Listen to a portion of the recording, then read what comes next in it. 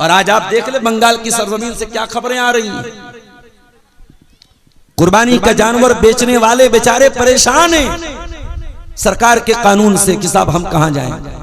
Media के सामने आके रो रहे हैं कि साहब ऐसा कानून आ गया और ऐसी पॉलिसी आ गई, हम क्या करें। कुर्बानी के त्योहार से करोड़ों गरीबों के परिवार जुड़े हैं मेरे साथ। उसमें कोई जानवर बेचने वाला है, कोई जानवर का चारा बेच रहा है, कोई चमड़े का कारोबार कर रहा है, कोई गरीब के घर में गोश्त पहुंच रहा है। करोड़ों गरीबों का परिवार जुड़ा है कुर्बानी के त्योहार। तो कुर्बानी का एक त्योहार, एक मकसद तो यह है कि हमें गोश्त मिला, हम अल्लाह का नाम लेकर कुर्बानी करें।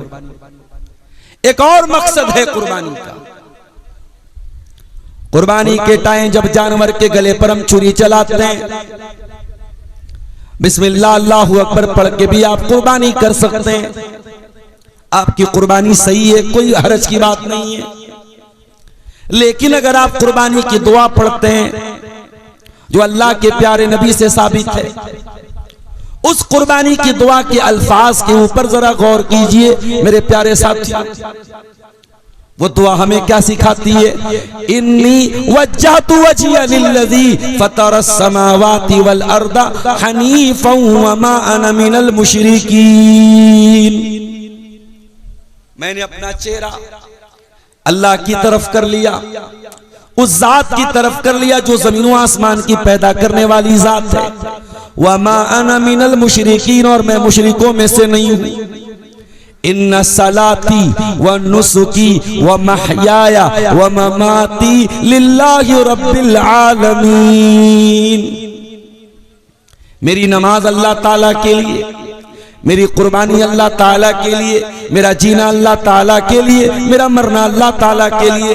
ला शरीक लहू व बिज़ालिका उमिरतु व अना मिनल मुस्लिमीन। उस अल्लाह का कोई शरीक नहीं है और इसी तौहीद का मुझे हुक्म दिया गया है और मैं मुसलमान हूं। ये दुआ हम पढ़ते हैं कुर्बानी के टाइम।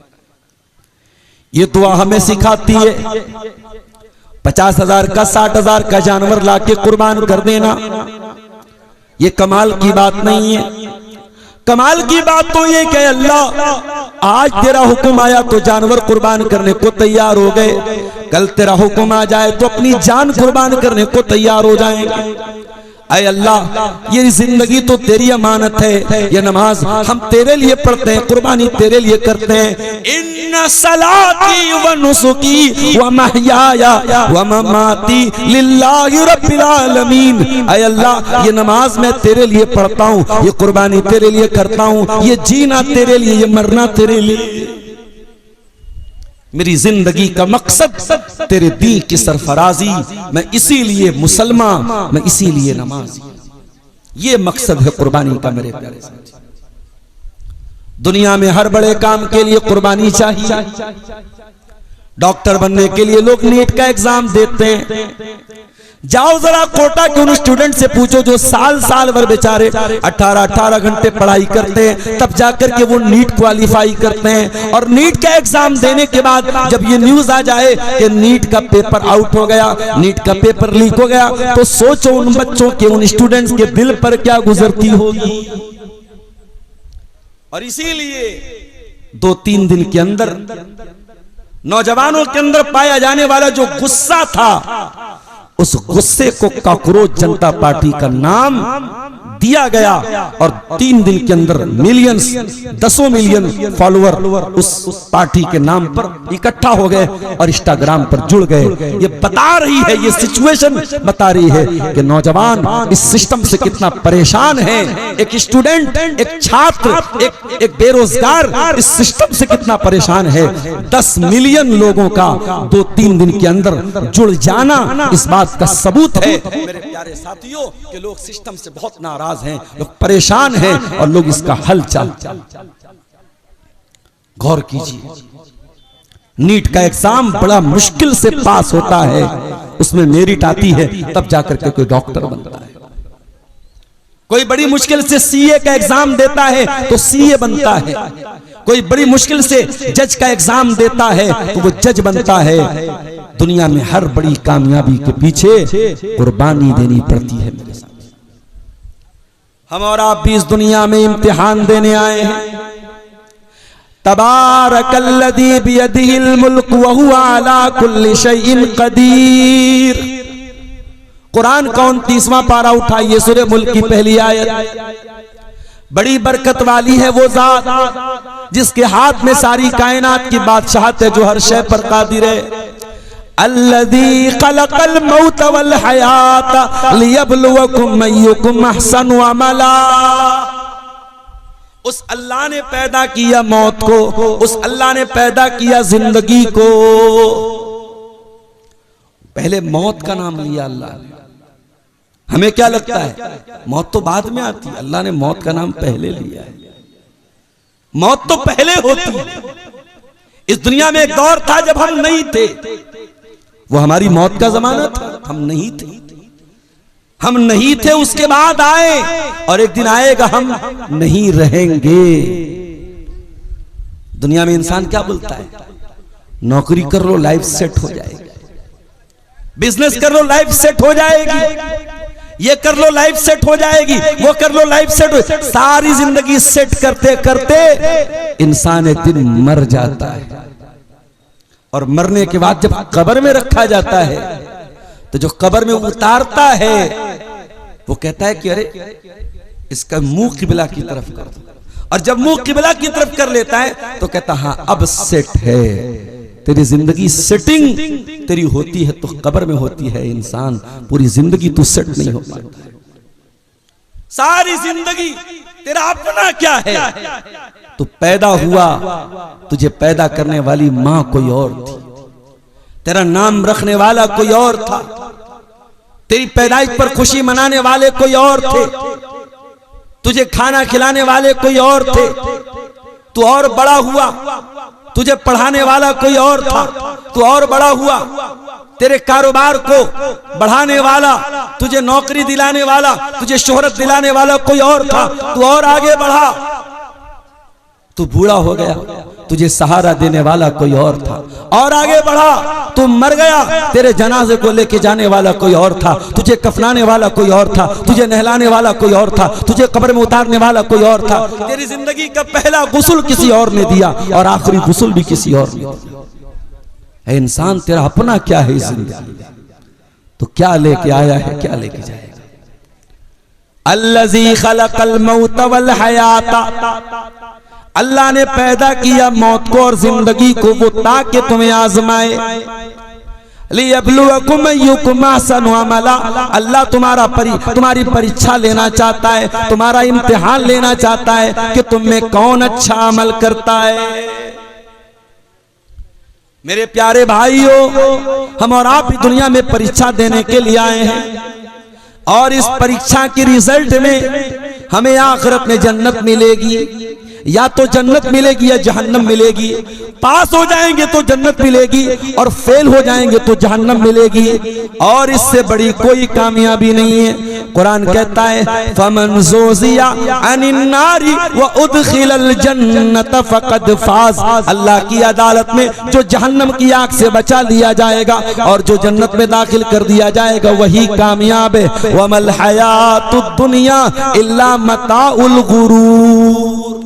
ये दुनिया तो धोखेबाज है, ये दुनिया तो धोखे का सामान है, ये दुनिया धोखा है, फ्रॉड है, फरेब है। इस दुनिया के चक्कर में उस कामयाबी को मत भूलना मेरे भाई। जब दुनिया की सबसे बड़ी कामयाबी को हमें पाना है मेरे साथ, डॉक्टर बनना है तो नीट का एग्जाम क्वालिफाई करना है, इंजीनियर बनना है तो जेईई का एग्जाम पास करना है, जज बनना है तो उसका जो एग्जाम है वो पास करना है।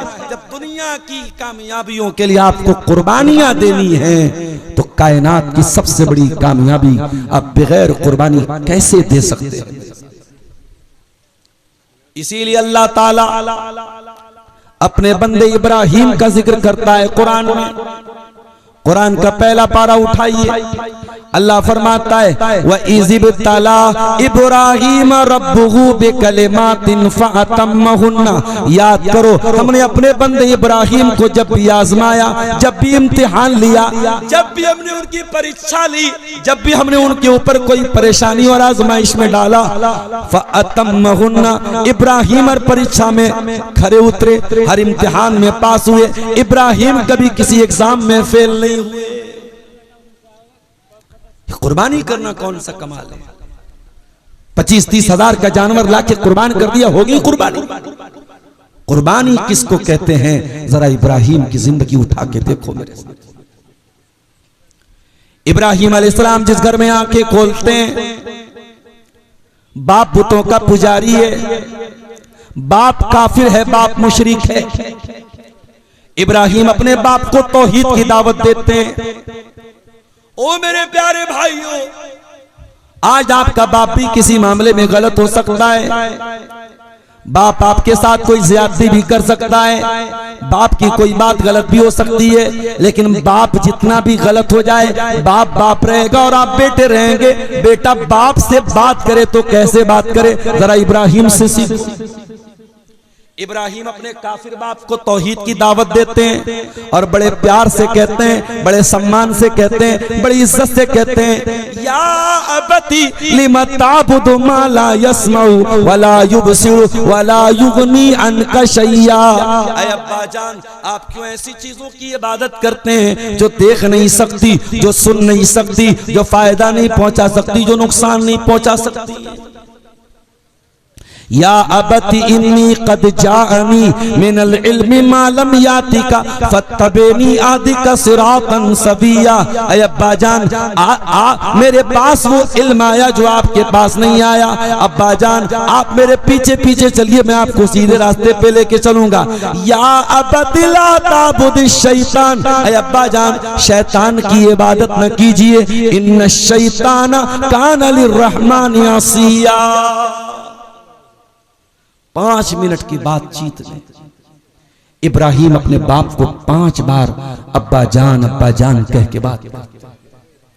मेरे नौजवानों, जिंदगी में बड़ा नाम कमा लिया, बड़ी इज्जत कमा ली, बड़ा पैसा कमा लिया, बाप से बदतमीजी करने लगे, बाप को आंखें दिखाने लगे, बाप से ऊंची आवाज में बात करने लगे। जरा गौर करो, जरा गरेबानों में झांको और बताओ, आखिरी बार तुमने अपने बाप को कब प्यार से बाप से बात किया था? बाप क्या है, शायद बाप की जिंदगी में तुम्हें एहसास ना हो मेरे प्यारे साथी। बाप के मरने के बाद तुम्हें एहसास हो। बाप जब तक जिंदा है, बहुत सारी चीजों की भनक तुम्हें लगने नहीं देता है, बहुत सारे मसले मसाइल की तुम्हें खबर भी नहीं होती। बाप के मरने के बाद पता चलता, अच्छा मेरा बाप ये भी देखता था, मेरा बाप ये भी करता था। जिंदगी की धूप में बाप वो छांव है जिसके नीचे हम जिंदगी गुजारते हैं मेरे साथ। इब्राहिम अपने बाप से प्यार से बात करते हैं, अब्बा जान कह के बात करते हैं, लेकिन बाप बड़ा जिद्दी था, बड़ा हट्टा। क़ाल अराग़िबुन अन्ता अन आलिहती या इब्राहिम, ऐ इब्राहिम, क्या तू हमारे माबूदों को छोड़ना चाहता है? क्या तू मेरे माबूदों से दूर भागना चाहता है? लइल्लम तंतहि लारजुमन्नका वहजुरनी मलिया। ऐ इब्राहिम, अगर तू बाज नहीं आया तो मैं तुझे पत्थरों से मार मार के खत्म कर दूंगा, तुझे घर से निकाल दूंगा।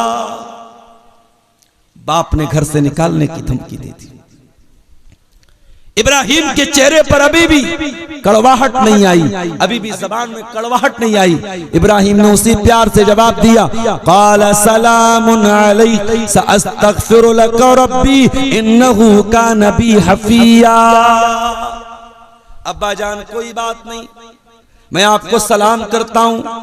मैं जब भी दुआ के लिए हाथ उठाऊंगा अब्बा जान, आपके लिए अल्लाह से दुआ करूंगा, अल्लाह मेरे बाप को माफ कर दे, अल्लाह मेरे बाप को बख्श दे। लेकिन बाद में अल्लाह ताला ने इब्राहिम अलैहिस्सलाम को वार्निंग दे दी कि ऐ इब्राहिम, अपने बाप के लिए तुम मगफरत की दुआ नहीं कर सकते, तुम्हारा बाप मुशरिक है, तुम्हारा बाप काफिर है, और काफिर और मुशरिक के लिए मगफरत की दुआ नहीं कर सकते। इब्राहिम अलैहिस्सलाम को अपनी बात से रुजू करना पड़ा, अपनी बात वापस लेना। तो ये इब्राहिम अलैहिस्सलाम थे मेरे प्यारे साथी। जिंदगी का पहला इम्तिहान क्या दे रहे हैं? बाप को छोड़ना पड़ा, बाप का घर छोड़ के निकलना पड़ा। आसान काम नहीं होता है घर छोड़ के चले जाना, बाप को छोड़ के चले जाना। इब्राहिम अपनी कौम के पास आते हैं,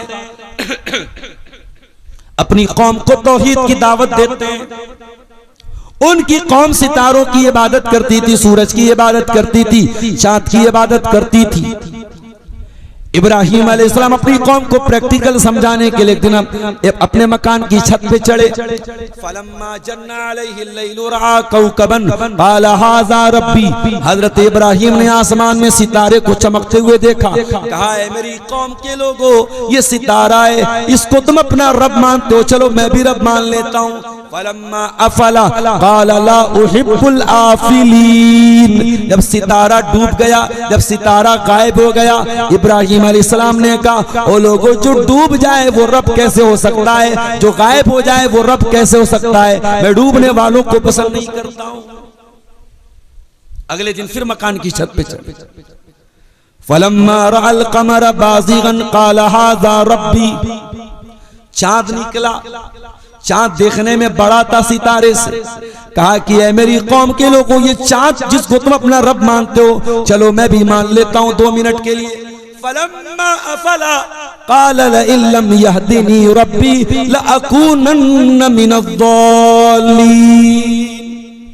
कहा है मेरी कौम के लोगों, देखो चांद भी डूब गया, अल्लाह ने मुझको हिदायत न दी होती तो मैं भी तुम्हारी तरह गुमराह हो गया होता। फलम्मा रअश-शम्स बाज़िगतन क़ाल हाज़ा रब्बी हाज़ा अकबर। जब सुबह हुई और सूरज निकला, सूरज देखने में चांद से भी बड़ा, सितारे से भी बड़ा और सबसे ज्यादा रोशन भी था। कहा कि वो लोगों, तुम सूरज को अपना रब मानते हो, चलो इसको भी मैं अपना रब मान लेता हूँ, ये मेरा रब है, ये सबसे बड़ा है। फलम्मा अफलत क़ाल या क़ौम इन्नी बरीउम मिम्मा तुशरिकून। शाम हुई और मगरिब का टाइम आया और सूरज डूब गया।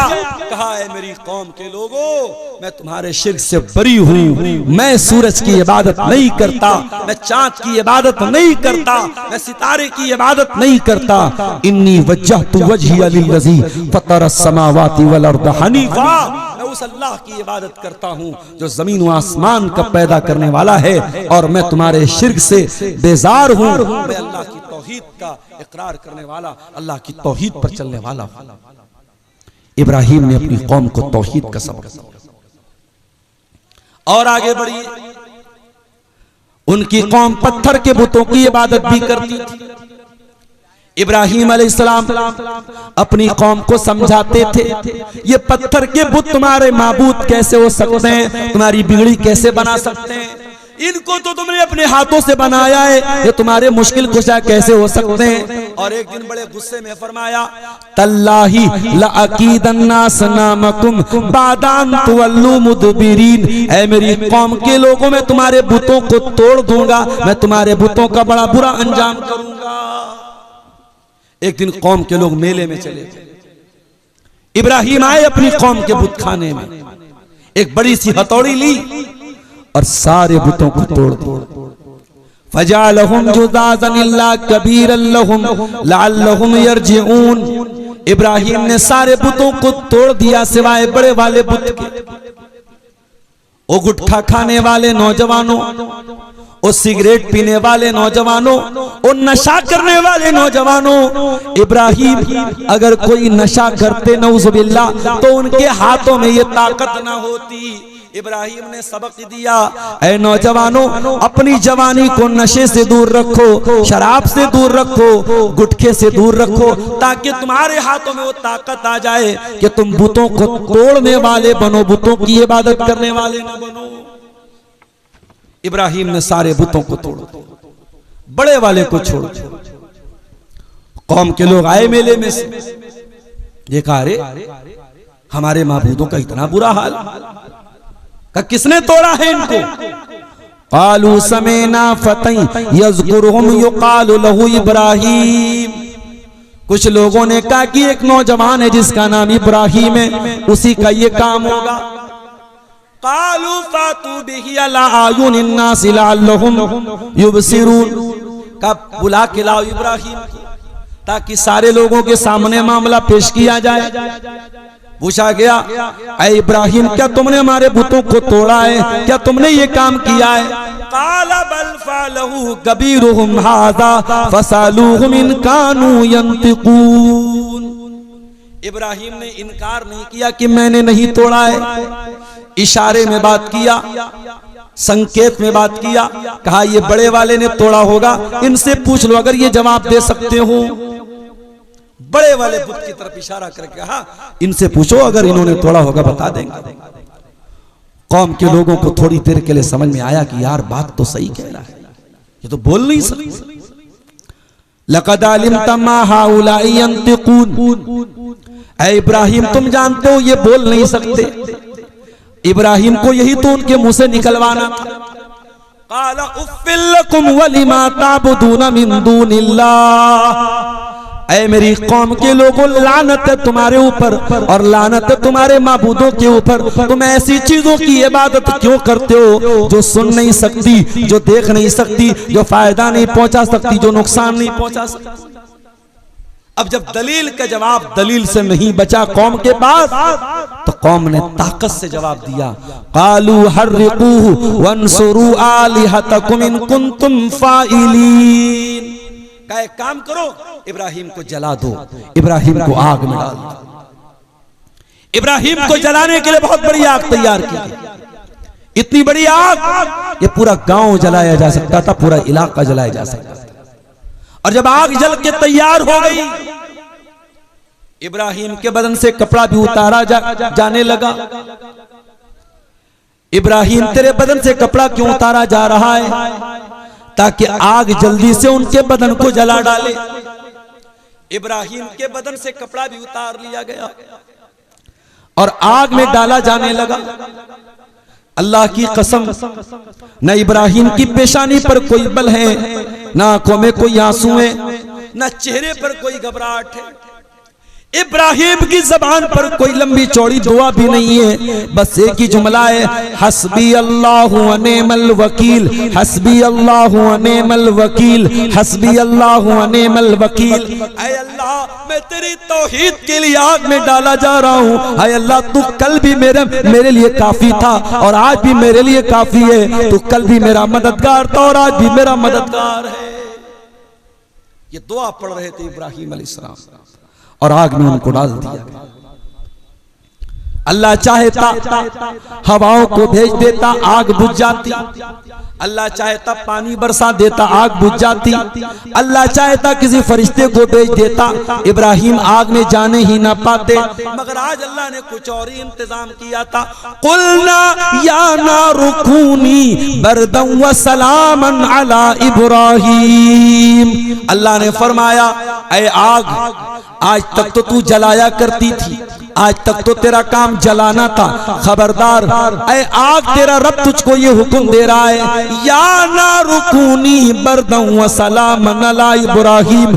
ऐ आग तू मेरे खलील के लिए ठंडी हो जा और सलामती वाली हो जा। पता ये चला कि सबब कुछ और होता है, लेकिन मुसब्बिबुल अस्बाब अगर चाहे तो सबब को बदल देता है। अल्लाह अगर चाहे तो आग नहीं जलाती है, अल्लाह अगर चाहे तो पानी नहीं डुबाता है, अल्लाह अगर चाहे तो जहर इंसान को नहीं मारता है। अल्लाह ही अस्बाब के अंदर ताकत डालता है। इसलिए मुसलमानों तुम अस्बाब पर भरोसा न करना, तुम मुसब्बिबुल अस्बाब पर भरोसा करना। अस्बाब को अपनाओ। मैं ये नहीं कहता हूं कि आप असबाब को इख्तियार न करें, लेकिन भरोसा और तवक्कुल और यकीन हमेशा अल्लाह की जात पे करो। मेरे प्यारे साथियों, इब्राहीम अलैहिस्सलाम आग में गए, लेकिन उनके बदन का एक रोंगटा भी आग में जलने नहीं पाया। इब्राहीम सही सलामत आग में से निकल गए। अच्छा, इब्राहीम के बदन से कपड़ा उतारा गया। जानते हो, कयामत के दिन भी हम सब लोग नंगे रहेंगे। अल्लाह के नबी फरमाते हैं इन्नकुम तुहशरून यौमल क़ियामति हुफ़ातन उरातन गुरला। ओ लोगो, तुम कयामत के दिन जब मैदान महशर में जमा किए जाओगे, तुम सबके सब लोग नंगे रहोगे, नंगे बदन रहोगे, नंगे सर रहोगे, और बगैर खतना के बच्चा, मुसलमान के घर में बच्चा पैदा होता है उसका खतना किया जाता है, माँ के पेट से जैसे पैदा होता है बगैर खतना के, कयामत के दिन उसी हाल में अल्लाह ताला लाएगा, नंगे बदन होगा, नंगे सर होगा और बगैर खतना के होगा। और आपने आगे फरमाया वह अव्वलु मन युक्सा इब्राहीम अलैहिस्सलाम, और सबसे पहले अगर किसी को कपड़ा पहनाया जाएगा तो इब्राहीम अलैहिस्सलाम को पहनाया जाएगा। अल्लामा इब्ने हजर ने लिखा कि इब्राहीम को सबसे पहले कपड़ा क्यों पहनाया जाएगा, क्योंकि इब्राहीम को दुनिया में सबसे पहले अल्लाह की तौहीद के लिए उनके बदन का कपड़ा उतार के आग में डाला गया था। चूंकि इब्राहीम के बदन से कपड़ा उतार करके उनको आग में डाला गया था, इसीलिए कयामत के दिन सबसे पहले अगर कपड़ा पहनाया जाएगा तो इब्राहीम अलैहिस्सलाम को पहनाया जाएगा। इब्राहीम आग से सही सलामत निकल के चले आए मेरे साथ, मगर उनको एक बात ये समझ में आ गई कि अब यहां मेरा गुजारा नहीं हो सकता है, अब मेरे गांव वाले, मेरी बस्ती वाले मुझको यहां रहने नहीं देंगे। इब्राहीम रहते थे इराक में बाबिल शहर में। इब्राहीम अपनी बीवी सारा को लेकर निकले वहां से, अपनी वतन को छोड़ दिया, अपनी बस्ती को छोड़ दिया। ओ मनिहारी और लाभा से ताल्लुक रखने वाले मेरे भाइयों, आज आपके सीमांचल के बहुत सारे नौजवान दिल्ली में काम करते हैं, कलकत्ता में काम करते हैं, मुंबई में काम करते हैं। किस लिए? रोजी रोटी के लिए, अपने बच्चों का पेट पालने के लिए परदेश जाते हैं, दिल पे पत्थर रख के जाते हैं। चाहता तो कोई भी नहीं है परदेश जाना। कौन शौहर चाहेगा बीवी से दूर रहे, कौन बाप चाहेगा बच्चों से दूर रहे, लेकिन परिवार भी चलाना है, बच्चों का पेट भी पालना है। बहुत सारे लोग अपना गांव छोड़ के दिल्ली, मुंबई, कलकत्ता जाके काम करते हैं। गौर करो मेरे प्यारे साथी, हम दुनिया के लिए और दुनिया की रोजी रोटी के लिए अपना वतन छोड़ के जाते हैं। इब्राहीम अपना वतन छोड़ के जा रहा है, किसके लिए? अल्लाह की तौहीद के लिए। इब्राहीम की जिंदगी की दूसरी तीसरी कुर्बानी देखो। पहली कुर्बानी बाप को छोड़ा, दूसरी कुर्बानी आग में डाला गया, और तीसरी कुर्बानी अपना वतन छोड़ के जाना पड़ रहा है, अपना गांव छोड़ के जाना पड़ रहा है। इब्राहीम जा रहे हैं, साथ में उनकी बीवी सारा है, और सारा बहुत खूबसूरत औरत थी, बहुत स्मार्ट थी, बहुत ब्यूटीफुल थी। मेरी प्यारी बहनों, जरा गौर से सुनना, लड़की अगर खूबसूरत हो, लड़का अगर खूबसूरत हो, बहुत बड़ी नेमत भी है और बहुत बड़ी मुसीबत भी है। जब कोई लड़का लड़की खूबसूरत होते हैं तो उतना ही ज्यादा चांस होता है उसके गुनाहों में पड़ने का, उसके गलत रास्तों में पड़ने का। इसलिए अल्लाह ने खूबसूरत बनाया है तो कोशिश ये करो कि खूबसूरत भी बनो। अगर अल्लाह ने चेहरा अच्छा बनाया है तो कोशिश ये करो कि अल्लाह सीरत भी अच्छी बना दे। और इसीलिए अल्लाह के नबी ने आईना देखने के टाइम जो दुआ सिखाई है, बड़ी प्यारी दुआ है, अल्लाहुम्मा हस्सनत खल्क़ी फहस्सिन खुलुक़ी। ऐ अल्लाह, तूने मेरा चेहरा खूबसूरत बनाया, ऐ अल्लाह तूने मुझे स्मार्ट और हैंडसम बनाया, ऐ अल्लाह मेरे अखलाक को भी अच्छा बना दे, मेरे किरदार को भी अच्छा बना दे, मेरे चरित्र को भी अच्छा बना दे, मेरे व्यक्तित्व को भी अच्छा बना दे, मेरे बिहेवियर को भी अच्छा बना दे, मेरे कैरेक्टर को भी अच्छा बना दे। ऐ अल्लाह मेरी सूरत को तूने अच्छा बनाया, मेरी सीरत को भी अच्छा बना। सूरत सब कुछ नहीं होती है मेरे साथ। ये आजकल जो लव मैरिज चलती है ना, प्यार वाली शादी, जो चेहरा देख के शादी हो जाती है, चेहरा देख के फिदा हो गए, खूबसूरती देख के फिदा हो गए, जब शादी हो जाती है तब समझ में आता है कि अरे यार, खूबसूरती तो सब कुछ नहीं होती है, अखलाक भी बहुत बड़ी चीज होती है, चरित्र भी बहुत बड़ी चीज होती है। जब शादी हो जाती है तब आटे और दाल का रेट मालूम होता है, और तब पता चलता है कि अरे भाई, खूबसूरती का अचार डालना है क्या? अगर औरत का अखलाक सही न हो, औरत का कैरेक्टर सही न हो, तो खूबसूरती को लेके चमचे से चाटना नहीं है मेरे प्यारे साथियों। इसलिए सूरत के साथ साथ सीरत को भी देखा करो। हजरत इब्राहीम की बीवी बहुत खूबसूरत भी थी, बहुत खूबसूरत भी थी। दोनों जाने लगे, रास्ते से एक जालिम बादशाह के पास से गुजर हुआ। वो जालिम बादशाह बहुत कैरेक्टरलेस था, बहुत बदकार था। उसके हुकूमत की सरहद के पास से अगर कोई औरत गुजरने लगती थी, कोई कपल गुजरने लगते थे, मियां बीवी गुजरने लगते थे, तो शौहर को कत्ल करवा देता था, बीवी का रेप कर लेता था। उसने देखा कि इब्राहिम और सारा जा रहे हैं, दोनों कपल जा रहे हैं, मर्द औरत जा रहे हैं और औरत बहुत ज्यादा खूबसूरत है। उसने दोनों को गिरफ्तार करवाया। इब्राहिम अलैहिस्सलाम को पता चला ये बड़ा जालिम बादशाह है, औरत का रेप कर लेता है, शौहर को कत्ल करवा देता है। कहने लगे वो मेरी बीवी सारा बादशाह के पास तुम्हें लेके जाया जाएगा।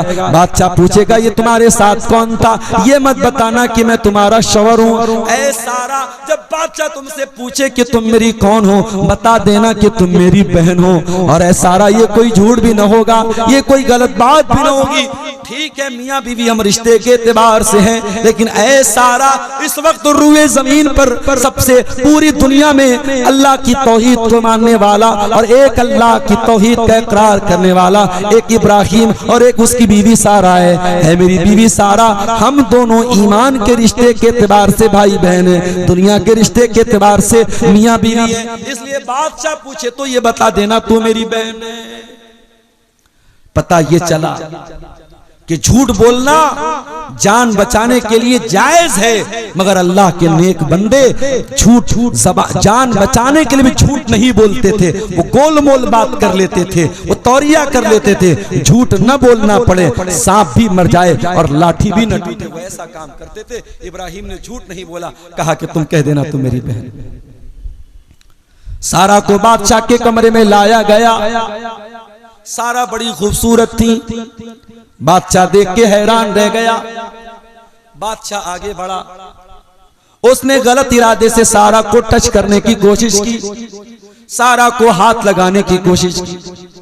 बुखारी के अल्फाज है फकअन्नमा उखिज़ा, बादशाह का हाथ शल हो गया, स्टैचू बन गया, उसका हाथ आगे बढ़ने के काबिल ही न बचा।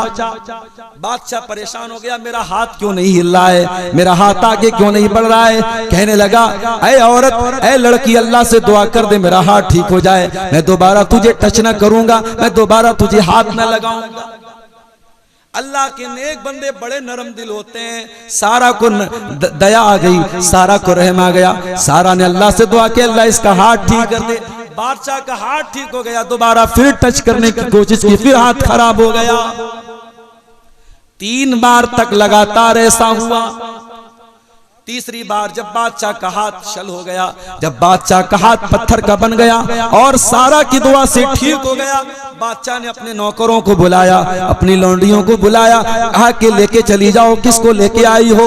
और जब सारा जाने लगी, हाजरा ने, बादशाह ने अपनी एक लौंडी जिनका नाम हाजरा था, उनको सारा को गिफ्ट के तौर पे दिया। जाओ ऐ सारा, ये मेरी लौंडी हाजरा है, ये मेरी कनीज हाजरा है, जाओ मैं तुमको बतौर गिफ्ट दे रहा हूँ, जाओ इसको लेके चली जाओ। सारा आती है, जेल की सलाखों के अंदर शौहर नमाज पढ़ रहा है, बीवी की आबरू के लिए दुआएं कर रहा है। ओ लोगों, ओ हिंदुस्तान के मुसलमानों, आज तुमसे ये कहा जाता है दुआ करने से कुछ होने वाला नहीं है, नमाज पढ़ने से कुछ होने वाला नहीं है। ओ लोगों, नमाज को कभी हल्के में न लेना, दुआओं को कभी हल्के में न लेना। अरे जो काम इम्पॉसिबल होते हैं वो दुआओं के जरिए पॉसिबल हो जाया करते हैं, जो नामुमकिन होते हैं वो दुआओं के जरिए मुमकिन हो जाते हैं। मेरा नबी भी जब जंगे बद्र में 1000 के मुकाबले में 313 का मुकाबला था, अगली सुबह बद्र की लड़ाई होने वाली थी, रात का सन्नाटा था।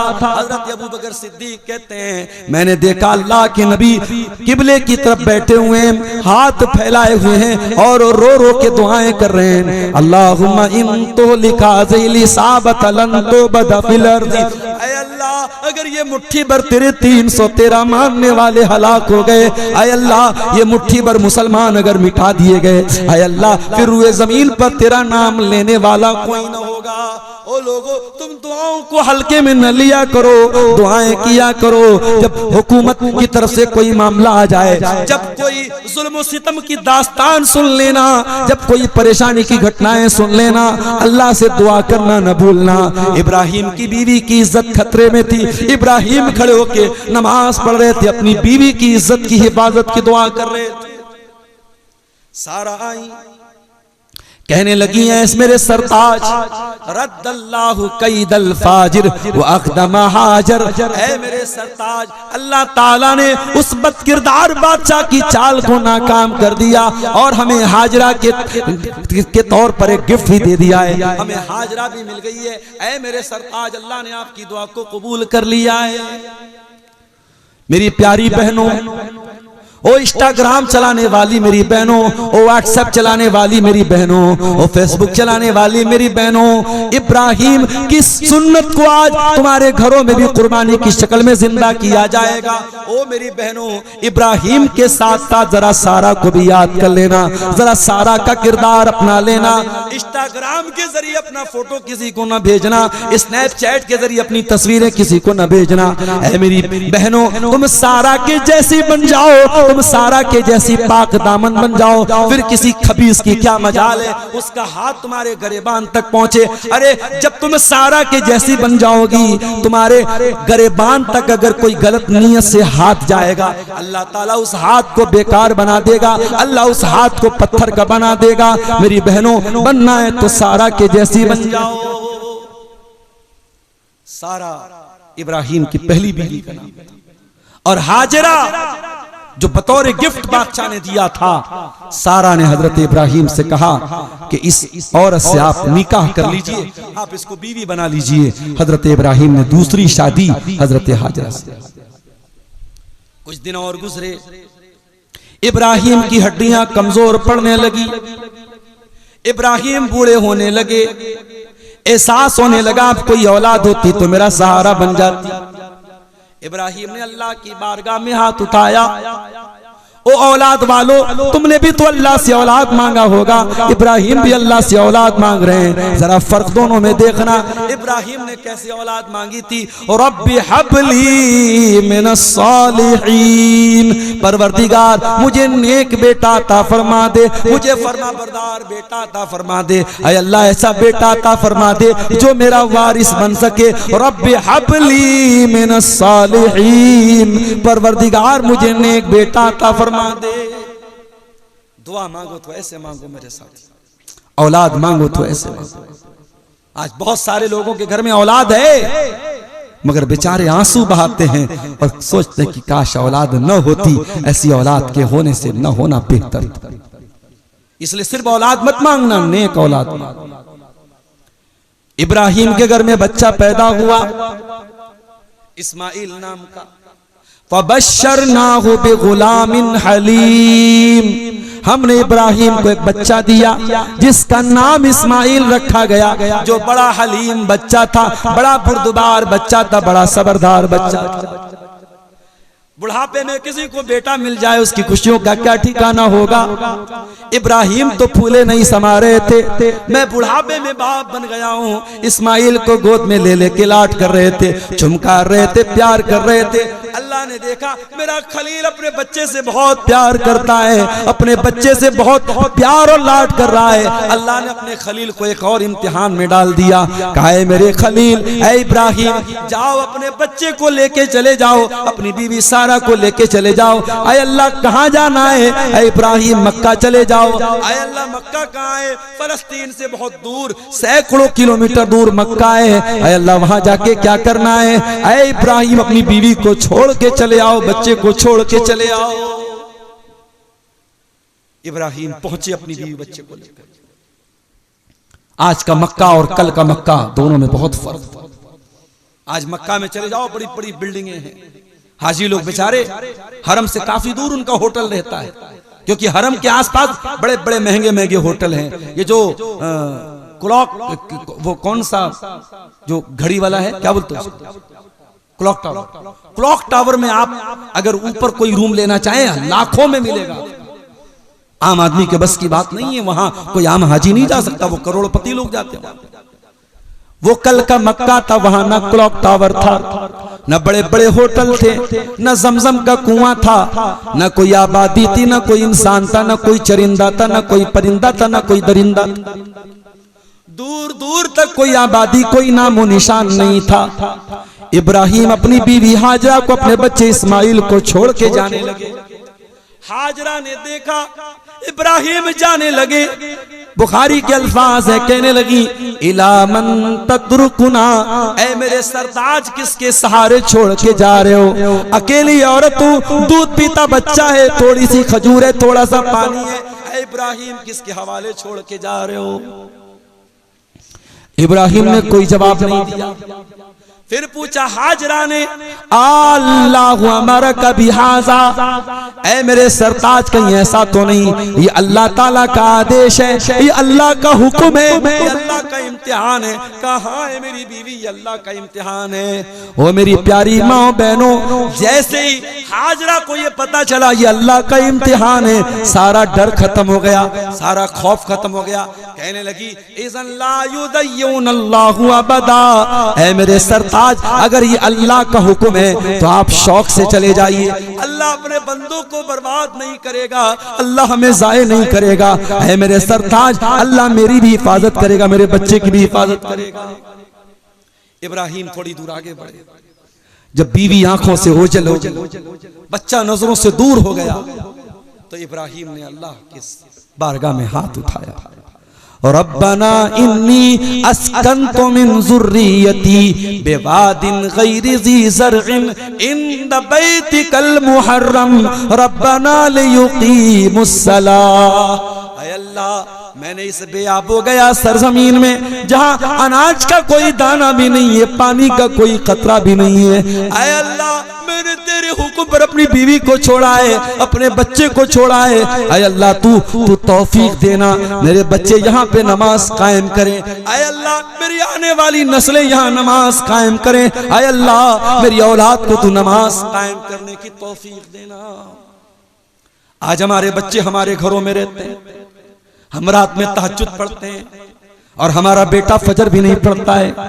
ओ मेरी प्यारी माओ, तुम तो रात में तहज्जुद पढ़ती हो, तुम्हारी बेटियां रात को 2-2 बजे तक इंस्टाग्राम पे लगी हैं। अल्लाह के वास्ते अपनी औलाद की चिंता करो, अपनी औलाद की फिक्र करो, अपनी औलाद की तरबियत की फिक्र करो। इब्राहिम को अपने बच्चों की कितनी फिक्र है। आए अल्लाह मेरे बच्चों को तू नमाजी बना दे, मेरे बच्चों को नमाज की तौफीक दे दे। उसके बाद कहते हैं फजअल अफइदतम मिनन नास तावी इलैहिम, आए अल्लाह तू मेरे बच्चे जब यहाँ पे रहने लगे, ऐ अल्लाह तू इस जगह की मोहब्बत लोगों के दिलों में डाल दे।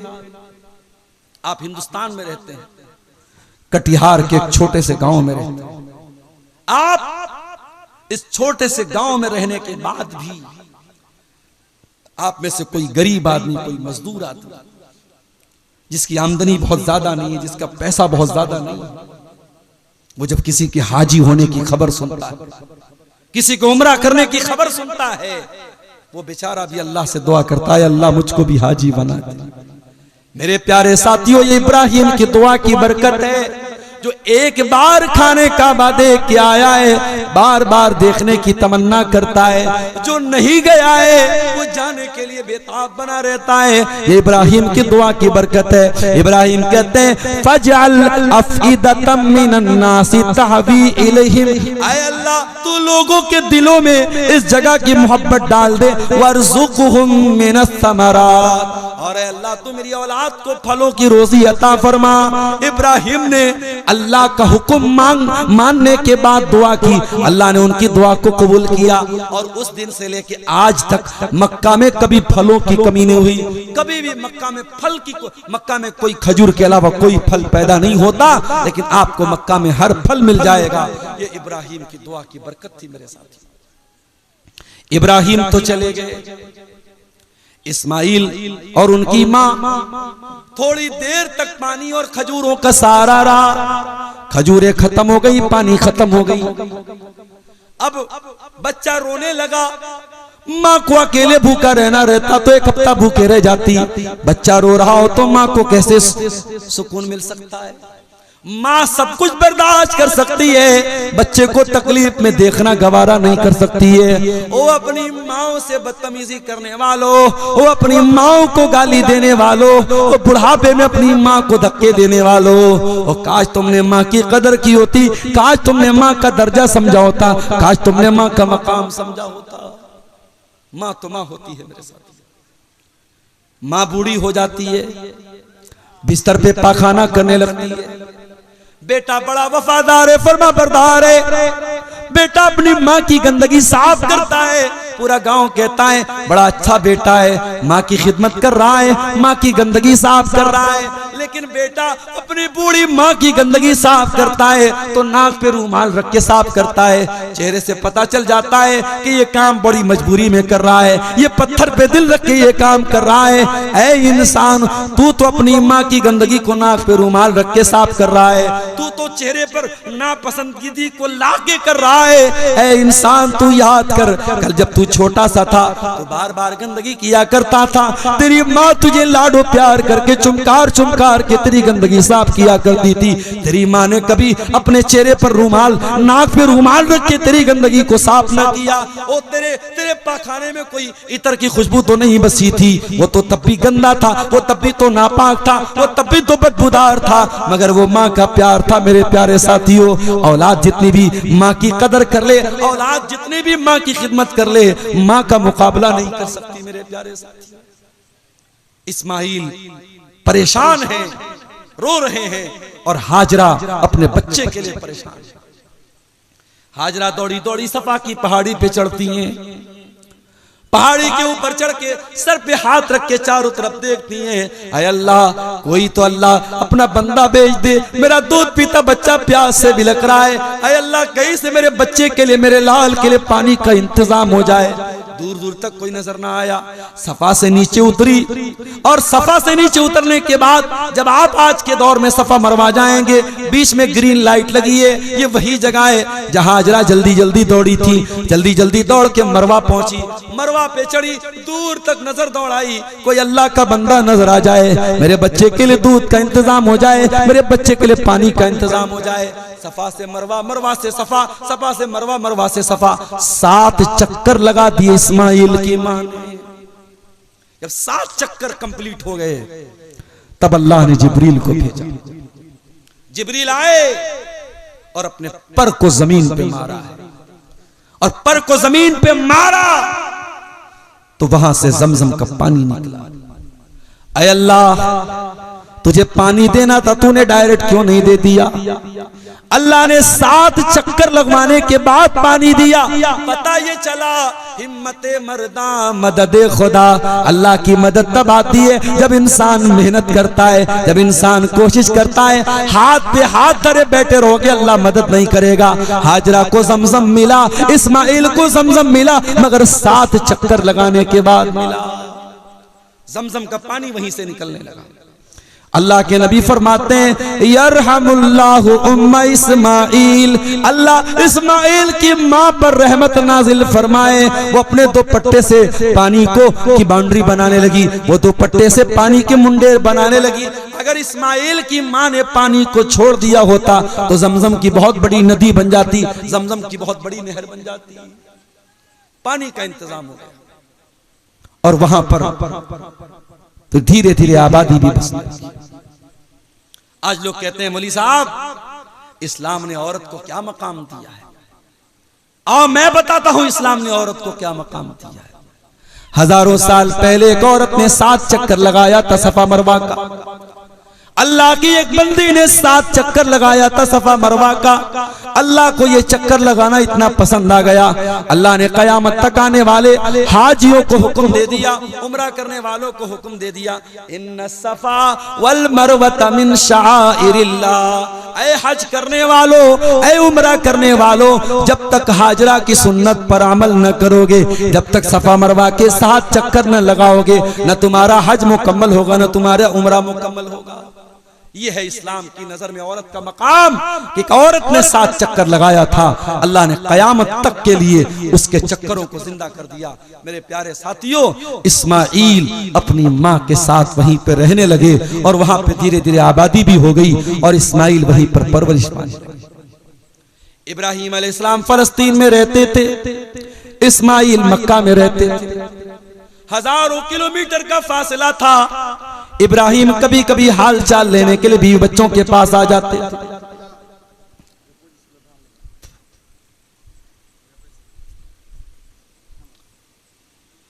इस्माइल जवानी की दहलीज पर पहुंच जाते हैं, 13-14 साल के हो जाते हैं, अपने बाप का सहारा बनने के काबिल हो जाते हैं। अब अल्लाह ताला इब्राहिम को सबसे बड़े इम्तिहान में डालता है। इब्राहिम को ख्वाब में दिखाया गया, लगातार 3 दिन तक ख्वाब देखा कि अपने हाथों से अपने जवान बेटे के गले पे छुरी चला रहे हैं, अपने बेटे को ज़बह कर रहे हैं, अपने बेटे को कत्ल कर रहे हैं। इब्राहिम ने सफर किया मक्का से, फलस्तीन से मक्का आए। मक्का आने के बाद अपने बच्चे से मिले। हदीस में तो जिक्र नहीं है, कुरान में तो जिक्र नहीं है, लेकिन आप तसव्वुर कर लीजिए मेरे साथ, जब बूढ़ा बाप आया होगा, 13 साल का बच्चा बहुत दिनों के बाद अपने बाप से मिला होगा, बच्चा कितना खुश हुआ होगा, बाप कितना खुश हुआ होगा, कैसे गले लगाया होगा, कितना दोनों बाप बेटे मिलकर रोए होंगे, हम तो सोच भी नहीं सकते, हम तो तसव्वुर भी नहीं कर सकते। इब्राहिम अपने बेटे से लाडो प्यार करने के बाद कहते हैं, या बुनैया इन्नी अरा फिल मनामी अन्नी अज़बहुका फंजुर माज़ा तरा। ऐ मेरे बच्चे, तेरे बाप ने ख्वाब देखा है, ऐ मेरे बच्चे तेरे बाप ने ख्वाब देखा है कि मैं तुझे ज़बह कर रहा हूँ। ऐ मेरे बच्चे, तू जानता है मैं नबी हूँ, मैं अल्लाह का नबी हूँ और नबी का ख्वाब झूठा नहीं होता है। ऐ मेरे बच्चे, मैंने बार बार ये ख्वाब देखा है, मैं तुझे ज़बह कर रहा हूँ। फंजुर माज़ा तरा, तो तू बता तेरी क्या राय है। क्या इब्राहिम अपने बच्चे की राय लेना चाहते थे? नहीं, इब्राहिम राय नहीं लेना चाहते थे।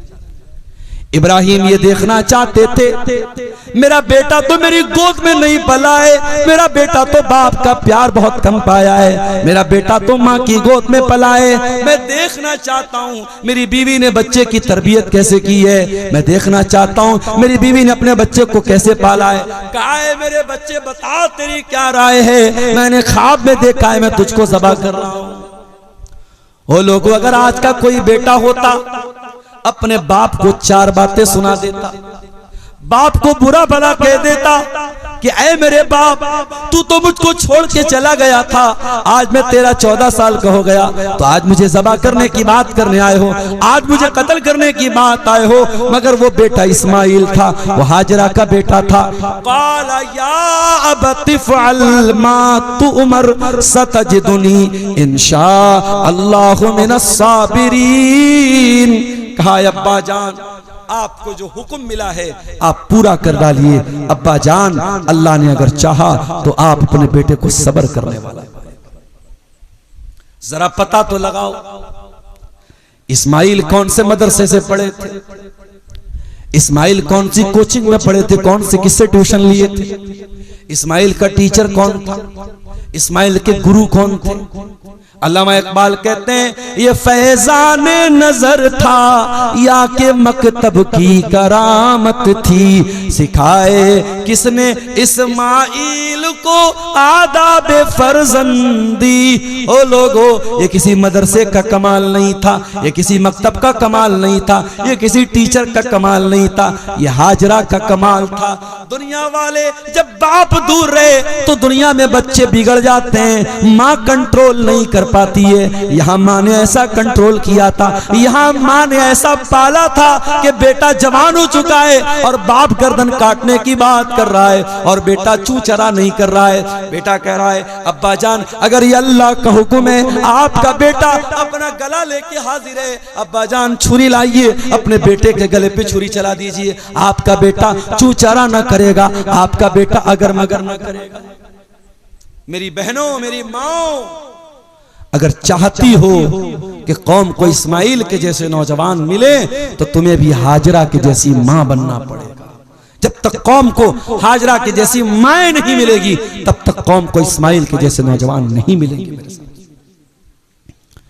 इस्माइल को करवट के बल लिटा दिया, इब्राहिम ने हाथ में छुरी ले ली।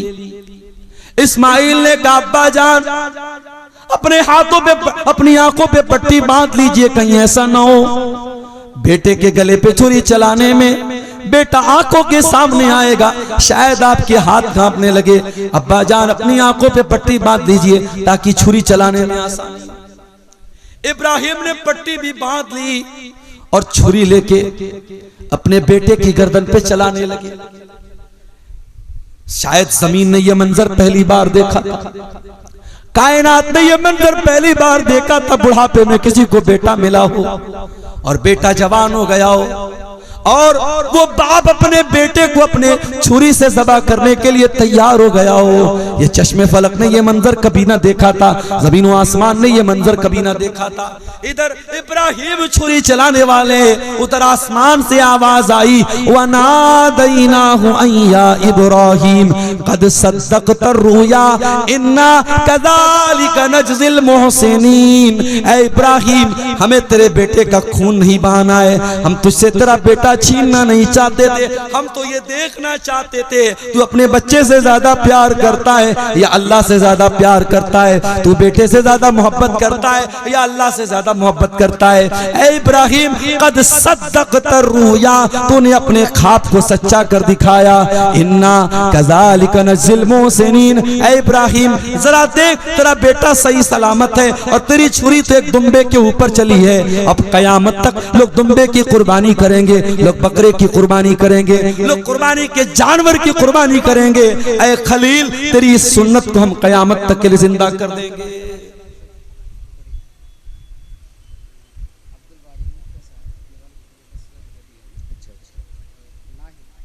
ये चंद जो है, चंदे का ऐलान है, वो समात आप फरमा लें। अब्दुल बारी मुतिया साहब ने अपने वालिद के लिए 10,000 रुपये का ताउन पेश किया है और नाहिद इन्होंने 3,000 भाई के लिए दिया है और खलीलुर रहमान साहब ने 5,000 रुपये का ताउन पेश किया है। और उसके अलावा ये कोई सोने का, देखिए फारूक आलम साहब का बेटा जो है कुछ पैसा दिया है और ये सोने की चांदी की चैन दिया है। अल्लाह ताला इन तमाम चंदा देने वालों को चंदे को कबूल फरमाए। मेरे प्यारे साथियों, आज हम और आप कुर्बानी करते हैं, हमें और आपको सोचना चाहिए कि हम किस चीज की कुर्बानी करते हैं। 2000 आपकी तरफ से है, क्या नाम है? नसीम अहमद, हसीबुर रहमान, इन्होंने 2000 का ताउन पेश किया है।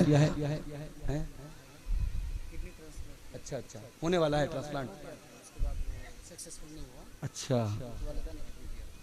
अच्छा, वालदा ने किडनी दिया था, वो सक्सेस नहीं हो पाया।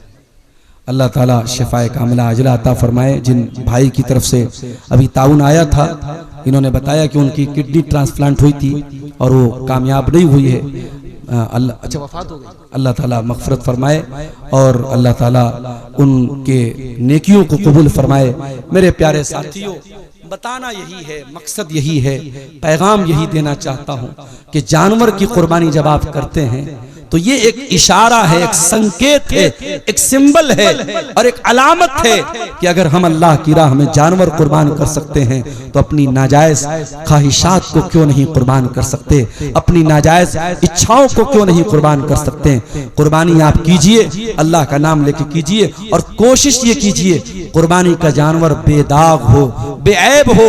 और अगर खरीदने के बाद कोई ऐब निकल आए और आपके पास दूसरा जानवर लाने की ताकत नहीं है, आप उसी जानवर की कुर्बानी कर दीजिए, इंशाअल्लाह अल्लाह कबूल करेगा। मगर खरीदने के टाइम पूरी जांच पड़ताल कीजिए और कुर्बानी का टाइम जो होता है आप याद रखिए, वो ईद उल अजहा की नमाज के बाद से शुरू होता है और 13 जिलहिज्जा के दिन मगरिब के पहले पहले आप कुर्बानी कर सकते हैं। 4 दिन कुर्बानी करने का आपको मिलता है।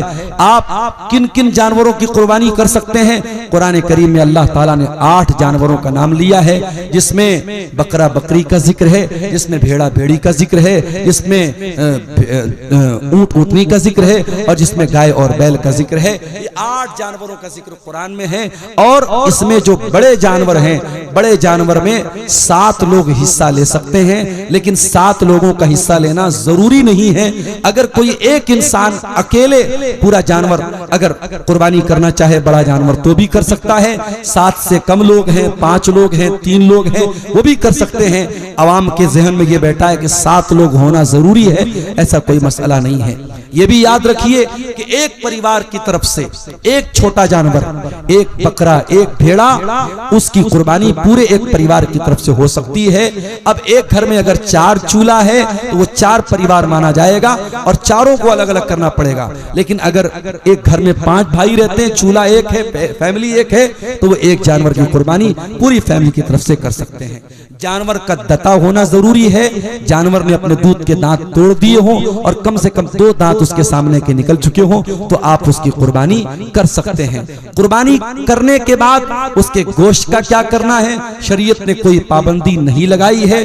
कोलू व दखिरू, खा भी सकते हो, जखीरा भी कर सकते हो। मौसम बहुत ज्यादा गर्मी का है, ज्यादा गोश्त स्टोर करने के चक्कर में न पड़िएगा।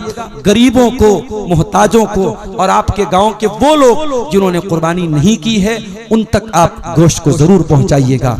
और इसी तरीके से कुर्बानी जब आप कर लें तो जो कसाब है, जो कसाई है, उसको उजरत के तौर पे आप कोई भी गोश्त में से कोई हिस्सा आप गिफ्ट के तौर पे दे सकते हैं, मगर गोश्त में से आप कोई चीज उसको उजरत के तौर पे नहीं देंगे। कुर्बानी के चमड़े से आप खुद फायदा नहीं उठा सकते, उसको अल्लाह की राह में आप सदका खैरात कर दीजिए। इसी तरीके से मेरे प्यारे साथियों, बेहतर यह है कि कुर्बानी आप अपने हाथ से कीजिए। और कुर्बानी की अगर दुआ याद नहीं है, आप बिस्मिल्लाह अल्लाहु अकबर पढ़ के कुर्बानी कर दीजिए। अगर छोटी सी दुआ याद करना चाहते हैं, अल्लाहुम्मा मिनका व लका, अल्लाहुम्मा तकब्बल मिन्नी व मिन अहले बैती, ये दुआ पढ़ लें कि ऐ अल्लाह, ये कुर्बानी तेरे लिए है और तेरी ही तरफ से है। ऐ अल्लाह, इस कुर्बानी को मेरी तरफ से और मेरे घर वालों की तरफ से कबूल फरमा ले। और इससे थोड़ी सी लंबी जो दुआ है, इन्नी वज्जहतु वजहिया लिल्लज़ी फ़तरा समावाति वल अर्ज़, वो दुआ भी आप याद कर लीजिए। लेकिन वो दुआ अगर याद नहीं है तो परेशान होने की कोई जरूरत नहीं, आप बिस्मिल्लाह अल्लाहु अकबर पढ़ के कुर्बानी कर सकते हैं। कुर्बानी के सिलसिले में ये चंद जरूरी मसाइल हैं, इनको हमेशा। अच्छा, आपके बच्चे हैं? देखिए भाई क्या बोल रहे हैं, ये अपने बच्चों की तरफ से 1000 रुपया दिए हैं और कुछ मकई भी देंगे। वो अल्लाह ताला कबूल फरमाए, अल्लाह ताला जज़ाए खैर दे आपको। इनके वालिद की तरफ से 50 किलो मकई लिख लीजिए। क्या नाम है आपका? मोहम्मद यूसुफ।